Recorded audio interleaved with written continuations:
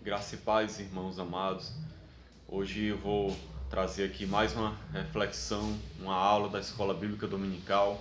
Hoje é a aula de número 6 da revista que a gente estuda sempre, a revista Compromisso, da Igreja Batista, da editora Convicção.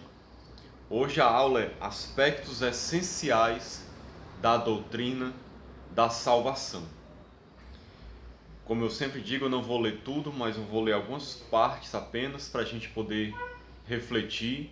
Aconselho os irmãos lerem o capítulo 1 e 2 de Efésios e ler a lição para poder compreender melhor. Essa introdução, eu achei ela tão boa que eu vou ler ela toda, mas ela não é muito grande não. Preste atenção no que diz aqui sobre o que é salvação, que Deus fez por nós. A salvação é um dom inefável de Deus.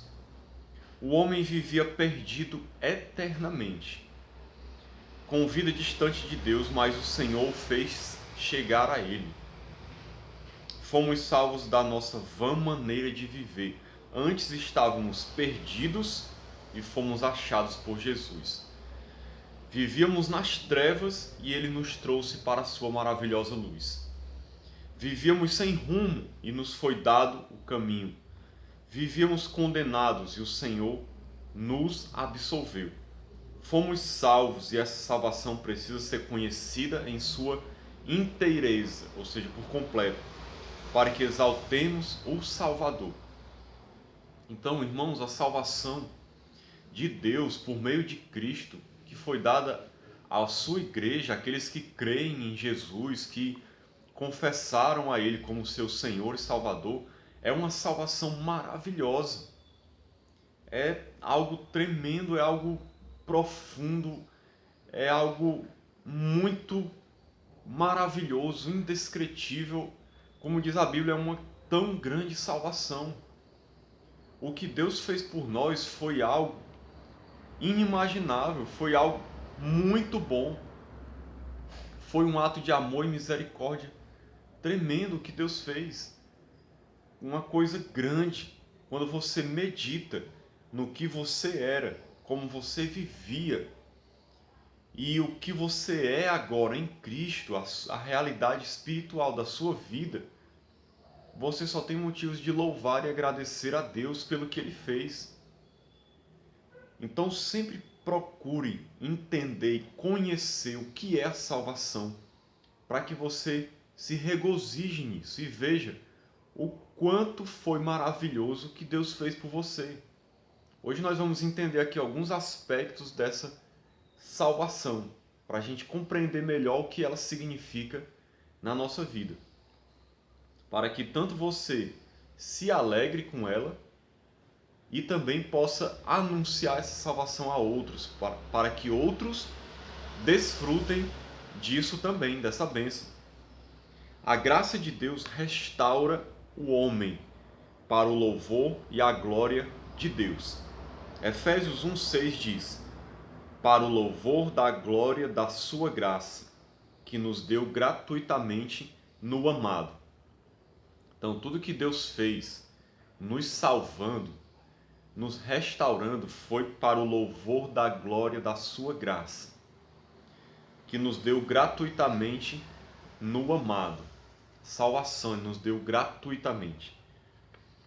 Quando temos este entendimento, ou fomos regenerados, quando temos este entendimento, damos atenção devida à palavra da verdade.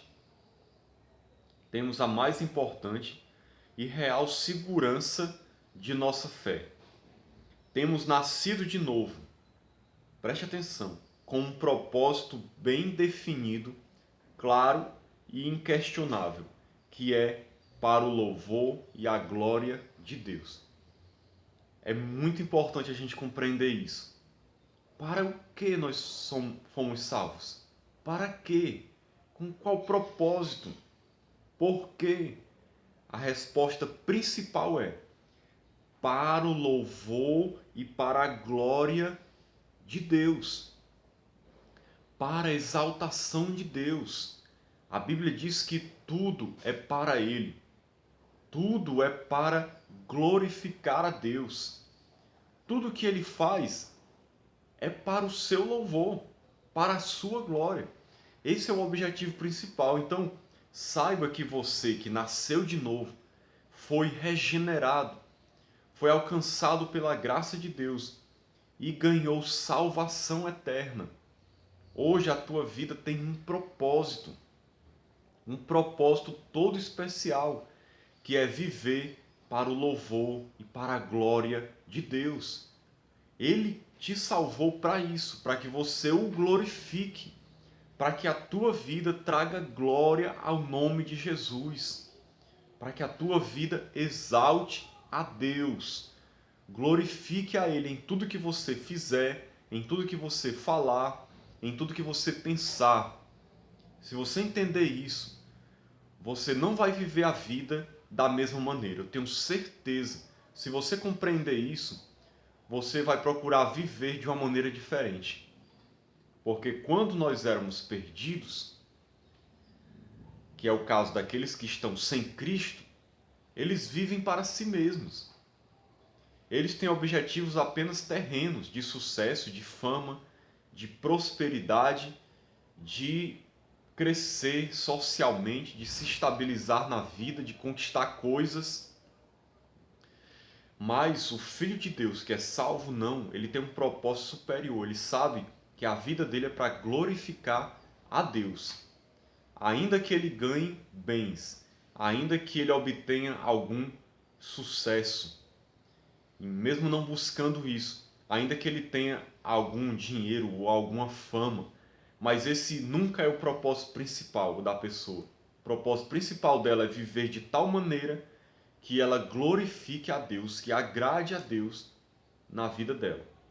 Então esse é o propósito principal. Por isso que a Bíblia diz que é para o louvor da glória da sua graça. Graça que ele nos deu gratuitamente no amado. Efésios 1:6. Ponto 2. A graça de Deus restaura o homem, vivificando-o em Cristo Jesus. Efésios 2:1. Preste atenção. Ele vos deu vida, estando vós mortos nos vossos delitos e pecados, ou nas vossas transgressões e pecados. Deus nos deu vida. Aquele que crê em Cristo recebe vida. E ele nos deu vida quando? Quando nós estávamos mortos nos nossos pecados. Nós estávamos mortos e estávamos cheios de pecados, escravos do pecado, vivendo no pecado. Paulo diz que estávamos mortos. Esta é a situação verdadeira daqueles que estão fora de Cristo. Aquele que não é cristão, a gente precisa compreender isso. Que está fora de Cristo, não creu nele, não o confessou como seu Senhor e Salvador. Essa pessoa está morta. Morta. É assim que a Bíblia a descreve. Paulo diz que são encontrados em seus delitos e pecados, ou seja, estão escravizados nisso. O homem que vive distante do Senhor, em rebeldia espiritual, é um fracassado. Por mais que ele tenha sucesso na vida, por mais que ele conquiste coisas, ele é um fracassado, porque ele está morto, está distante de Deus. Tudo que ele tem e que conquistou fora da comunhão com Deus não vale absolutamente nada. Não significa nada. Tudo isso é pó. No dia que ele morrer, tudo isso vai se desfazer e não vai significar absolutamente nada. Ele é um fracassado por não ter a Cristo. Isto traz morte, que é representada por uma vida alheia às coisas de Deus, longe do ideal divino. Então a morte espiritual que Paulo fala aqui é o estado da pessoa sem Cristo que está distante de Deus. O seu corpo está vivo, mas o seu espírito está morto. Ela não tem contato com Deus, é isso que a Bíblia quer dizer. Ela está distante. Ela não conhece a Deus, ela pode até conhecer algumas coisas sobre Deus, já ouviu falar alguma coisa, mas ela não tem relacionamento com Deus, ela está distante, ela não tem comunhão com Deus, Deus não ouve as suas orações. Tem gente que pensa que se um ímpio, um não cristão, orar, Deus vai responder. Isso pode até acontecer, eu não vou dizer que Deus não faça isso, por um ato de misericórdia e graça dele, devido a algum propósito que ele tem, mas isso não é o que geralmente acontece. Por essa pessoa estar distante de Deus, a Bíblia fala disso em vários textos, que Deus não ouve as suas orações. As suas orações, na verdade, são algo que desagradam a Deus, que Deus abomina, porque elas não vivem com Deus, elas são inimigas de Deus e os seus pecados afrontam a Deus o tempo todo. Elas estão debaixo da ira de Deus, condenadas, sem comunhão, sem conhecimento de Deus. Então elas têm um corpo, vivem a sua vida, mas no seu espírito elas estão totalmente mortas, totalmente distantes, totalmente sem comunhão, sem vida espiritual. Não tem a presença de Deus, não tem a presença do Espírito. Elas não têm as bênçãos espirituais de Deus nas suas vidas. Essa é que é a verdade. Esta situação trouxe condenação. Não somente mortos e escravizados, mas condenados. Ou seja, estão mortas, estão distantes de Deus, estão escravizadas pelo pecado. O pecado domina a vida delas. Elas não conseguem deixar de viver no pecado como escravas, pecando habitualmente e gostando de fazer aquilo. Mas infelizmente as pessoas acham que são livres sem Cristo, mas não é a realidade. O pecado continua fazendo estragos na vida pessoal e consequentemente na sociedade. Então esse é o estado que nós estávamos. Nós que temos Cristo estávamos assim, mas o texto diz que Ele nos deu vida. Nos deu vida. O que é essa vida que Ele nos deu? Nada mais, nada menos do que relacionamento com Deus. Se resume nisso. Ter agora um relacionamento com Deus, onde você fala com Deus, Deus te ouve, Deus fala contigo, Deus está santificando, está transformando teu coração. O Espírito de Deus habita dentro de você, você é uma nova criatura, você foi perdoado, você pode ser um adorador que adora a Deus em espírito e em verdade. Deus recebe essa adoração, você anda com Deus, vive com Ele em comunhão constante e será assim por toda a eternidade. Você não é mais escravo do pecado, embora peque, mas isso não é mais algo que te escraviza. Você agora pode crescer, você pode se santificar, você pode ser transformado e ir se libertando das coisas que te prendem para viver uma vida que glorifica a Deus. Então, isso é a vida que Deus nos deu, é a vida abundante. É isso. A graça de Deus nos elegeu em Cristo para a salvação. Nós vamos falar aqui sobre um tema um pouco polêmico, eu não vou me aprofundar demais, que é a questão da eleição divina. É apenas um tópico aqui da revista, nós vamos passar por ele de maneira não muito profunda, mas se os irmãos quiserem, eu vou deixar um link do YouTube, do meu canal, aqui na descrição. E se vocês quiserem, cliquem lá para ver uma mensagem que eu preguei num culto de doutrina na igreja, bem mais detalhado, falando sobre o que é eleição, para que os irmãos possam compreender melhor. Vou deixar o link aqui na descrição desse vídeo. Efésios 1:4. Como também nos elegeu nele, antes da fundação do mundo, para sermos santos e irrepreensíveis diante dele em amor. A eleição, portanto, precisa ser entendida à luz da pessoa de Jesus. A eleição é em Cristo. Isso é muito importante compreender. Fomos eleitos em Cristo, não há eleição fora dele. Todos aqueles que são eleitos em Cristo.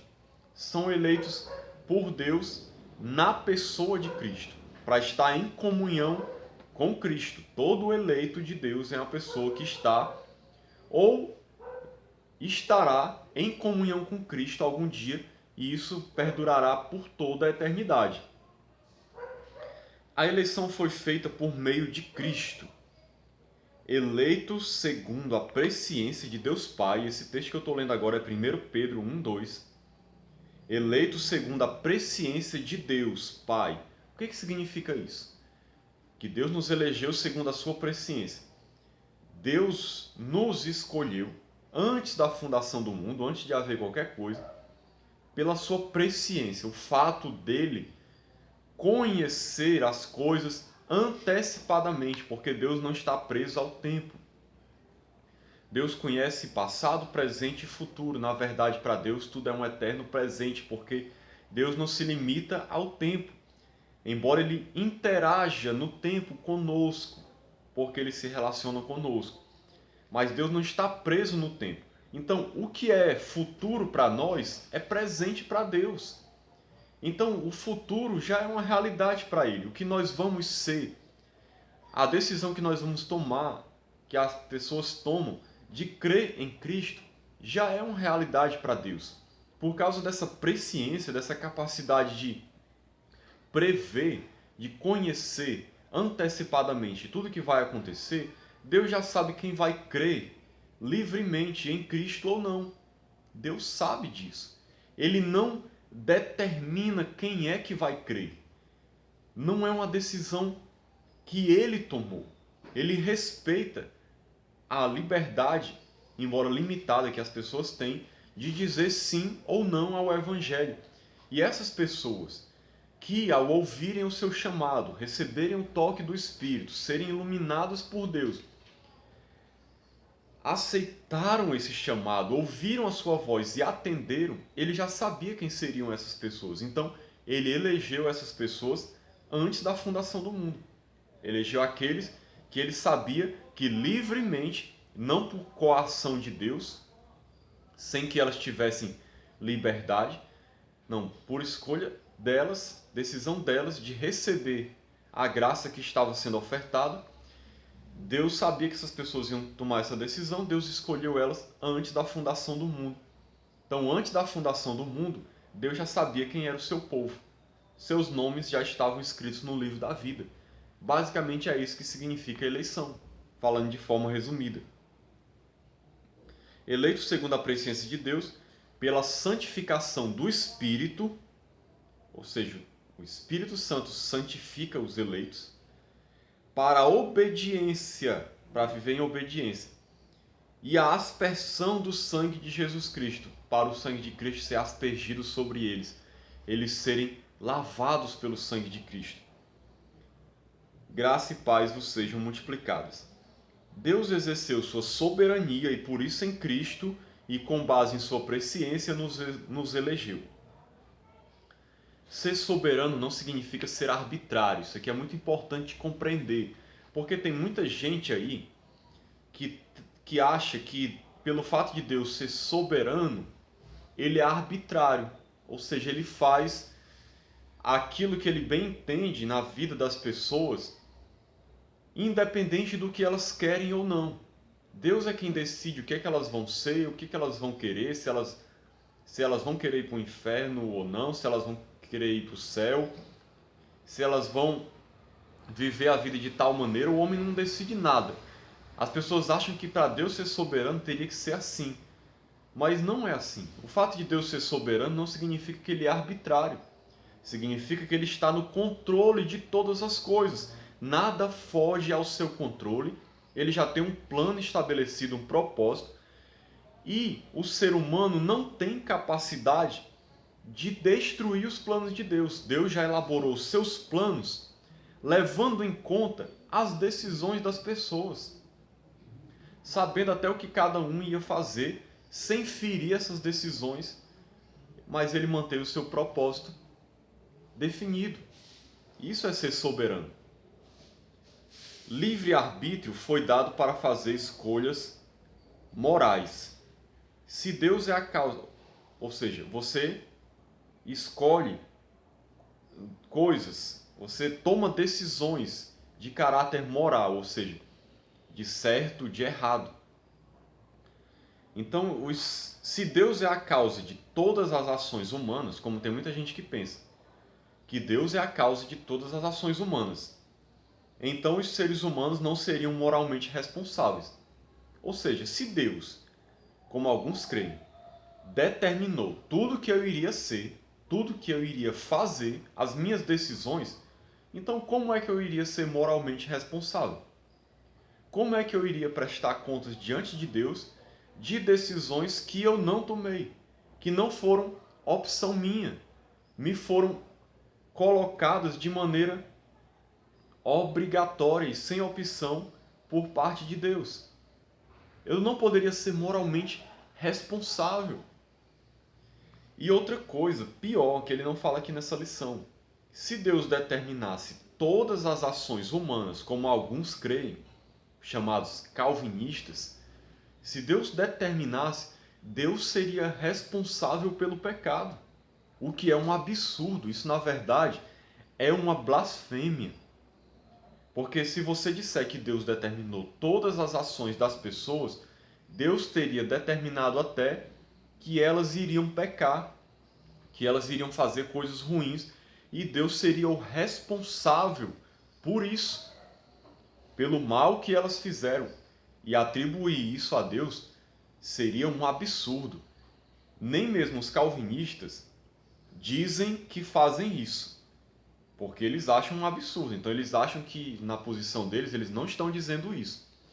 Mas eu particularmente creio, e creio que o autor também pensa igual, porque se você diz que a soberania anula a capacidade de decisão da pessoa, então Deus é que está decidindo tudo por ela. Ela não é moralmente responsável e Deus é o responsável por tudo. Isso é atribuir pecado a Deus. Isso é uma blasfêmia. A lógica do pensamento leva a isso, embora os calvinistas não admitam, porque eles não querem admitir isso porque é uma blasfêmia, mas a lógica do pensamento deles leva a isso, inevitavelmente. Atribuir o pecado a Deus e condenar o ser humano sem que ele tenha tido uma opção de escolher um caminho diferente. Ele teve apenas a opção de pecar, porque Deus determinou que ele iria viver no pecado. Biblicamente, eu acredito que isso é um absurdo, por muitos textos que nós podemos ver, mas que não vai dar tempo eu mostrar aqui, mas se os irmãos quiserem ver na mensagem, no link que eu vou deixar aqui, vai dar para entender um pouco melhor. Livre-arbítrio não é contrário à graça. Não é contrário. Graça é o dom gracioso. Não é imposto. Ele é oferecido. A fé é a causa instrumental, ou seja, por meio da fé você recebe a graça. É a mão que recebe a graça. Aí alguns dizem, mas irmão, a fé é um dom de Deus. O texto lá de Efésios, quando diz que isto não vem de vós, é dom de Deus, ele está falando da salvação, que é um dom de Deus. A fé, ela é dada por Deus indiretamente. Como assim? Deus não dá a fé só, ele não dá a fé para os eleitos, independente do que eles querem ou não. Deus, ele age no coração das pessoas por meio da sua palavra, porque a fé vem pelo ouvir a palavra de Deus. Então a palavra de Deus é pregada, as pessoas ouvem. Quando as pessoas dão atenção a essa palavra, ouvem, atentam, refletem sobre ela e não a rejeitam de cara, essa palavra vai trabalhando nos seus corações e despertando nelas fé. Deus começa a despertar nelas fé, mas porque elas deram atenção à palavra que foi pregada. Elas não tamparam seus ouvidos. É por isso que muitas vezes a palavra de Deus diz: se hoje ouvirdes a minha voz, não endureçais o vosso coração. Ou seja, ouçam, deem atenção, porque isso é o homem que tem que fazer. Dá atenção à palavra. Então, quando ele faz isso, fé é gerada no seu coração para que ele possa crer. E assim, quando ele crê, ele é salvo. A graça não é imposta, ela é oferecida e recebe quem quer. Quem não quer, rejeita a graça de Deus. E só para finalizar esse ponto, que eu já me alonguei muito, livre-arbítrio não significa que você é livre para fazer tudo aquilo que você bem entende quando você está sem Cristo. Porque a pessoa sem Cristo está escravizada pelo pecado, ela é inclinada para o pecado o tempo todo. Livre-arbítrio é a capacidade de você, mesmo estando em pecado, morto nos seus delitos e pecados, você tem a capacidade de responder positivamente à luz de Deus que emana sobre você, te ilumina no objetivo de te trazer para Cristo. Você tem a capacidade de responder sim a esse chamado. E você só responde sim porque antes houve uma iluminação de Deus, um toque do Espírito, um chamado de Deus. Porque a pessoa por si própria, ela não tem capacidade de se voltar para Deus, se Deus não tocar no seu coração antes. Mas ela tem a opção de dizer sim ou não, de rejeitar ou não. Então vamos continuando. A graça de Deus se tornou eficaz por meio da redenção pelo sangue de Jesus. Efésios 2,13. Mas agora em Cristo Jesus, vós que antes estáveis longe, viestes para perto pelo sangue de Cristo. Pelo sangue de Cristo. Essa graça de Deus se tornou eficaz em nós.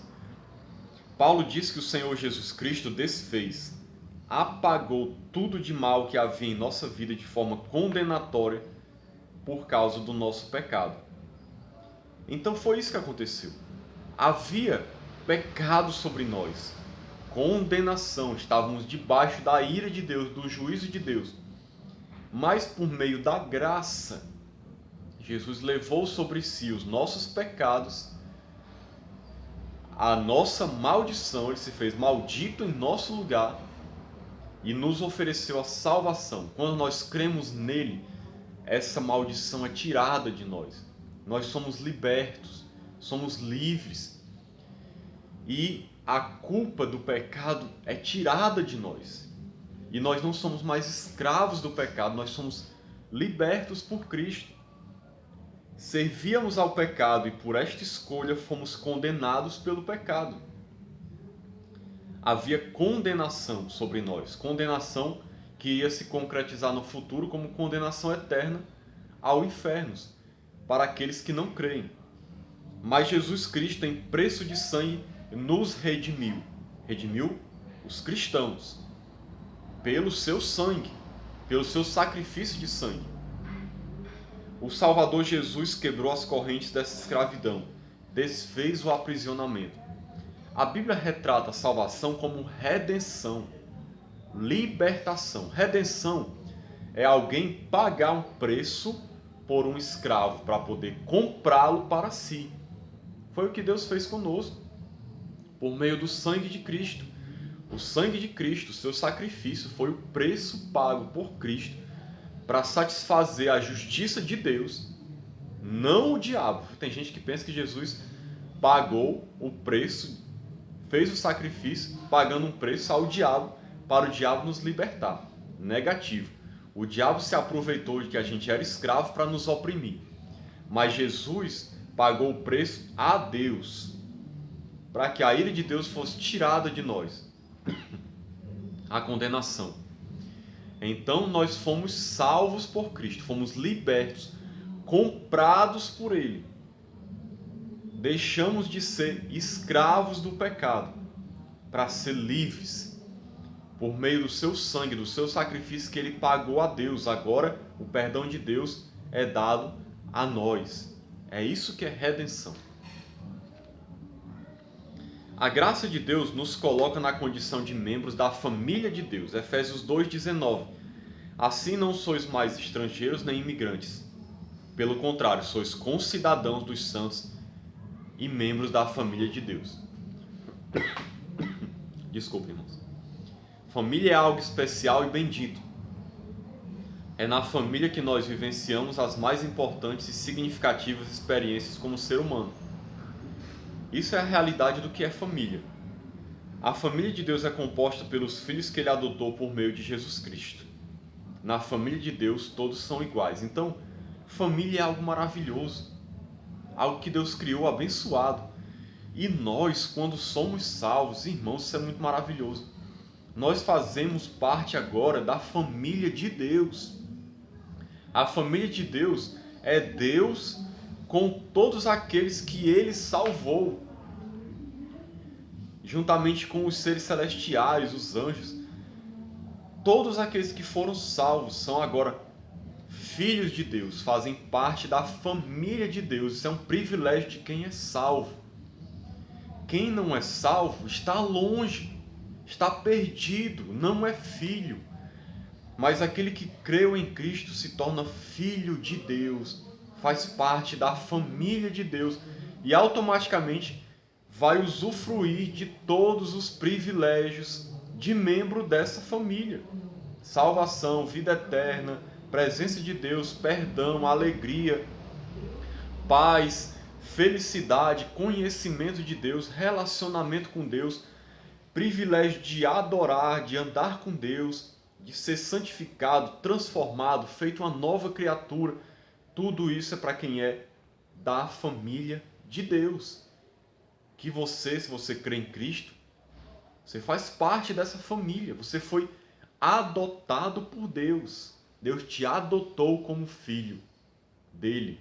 E as mesmas coisas que foram dadas a Cristo, as bênçãos de ser herdeiro, de ter um corpo glorificado, de estar na presença de Deus, de por toda a eternidade estar no céu, todas essas coisas são dadas também aos demais filhos. Conclusão, eu vou ler aqui para os irmãos. Não há escape para a vida do homem sem Jesus e sem a salvação que ele oferece. Por isso é preciso agradecer a Deus por esta tão grande salvação. Ou seja, sem essa salvação, sem Jesus, não tem escapatória. Por isso é motivo de louvar a Deus por sermos salvos. Devemos ser eternamente gratos. Vivíamos nas trevas, mas Ele nos trouxe para a sua maravilhosa luz. Essa é a nossa realidade, de trevas para a luz da glória de Deus. Estávamos mortos, mas Ele nos deu vida, como nós vimos. Estávamos condenados e Ele nos absolveu, como nós vimos também. Fomos comprados por Cristo, Ele nos libertou das correntes de escravidão. Não somos mais condenados, somos livres. Livres para andar com Deus em novidade de vida. Como filhos, estávamos perdidos e sem rumo, distantes, como nós vimos também, mas fomos achados. Agora nós temos comunhão, nós estamos na presença de Deus, na casa do Pai, juntos com a família de Deus. Vivamos esta salvação com gratidão e com proclamação, ou seja, sendo gratos a Deus e proclamando essa salvação a toda a terra, para que mais e mais pessoas venham usufruir disso. Então, queridos, que Deus nos abençoe, em nome de Jesus, que a sua vida tenha sido edificada e você tenha aprendido mais da palavra de Deus. Amém.